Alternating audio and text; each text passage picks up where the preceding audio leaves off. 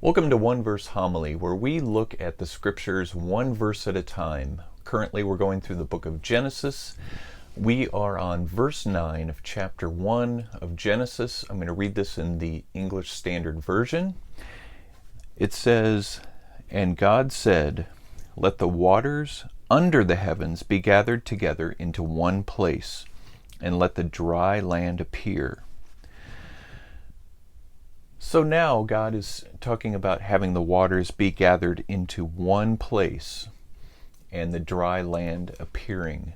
Before, in verses 7 and 8, there was a focus on the waters themselves, and then there's a separation, and then there's an expanse called heaven that he talks about in verse 8, and then the end of the second day. So we're now into the third day, whether that is a literal day, whether that day represents a whole nother time frame, we don't know. The scriptures aren't clear on that. But what about the situation here where he's having dry land appear? Obviously, he's moving along in the creation process, and the dry land could indicate the continents. It could indicate some aspect of the earth. It's again unclear. We can assume that it may indicate the continents and the place where humans will live. And I'll go with that God is preparing creation for us ultimately. He's preparing it for all life, of course, the animals, plant life.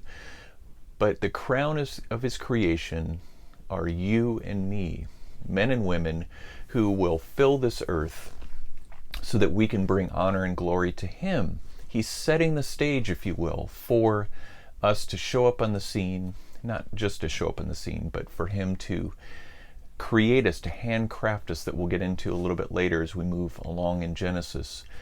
But remember that this place, this earth, even this universe, is here ultimately for God, but he put this here for our enjoyment and also as an expression for us to be able to realize who he is, so that we could even reach out to him and know that he's there for us, that he loves us eternally.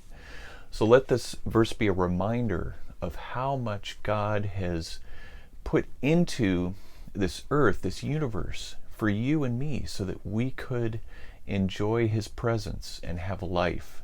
And not only that, but we can also pass on the truth about him giving us eternal life, and that's for everyone. So I appreciate you watching this. Be sure to subscribe to my channel, and don't forget the notification bell so that you can get my verses as they go up, and I look forward to seeing you in the next video.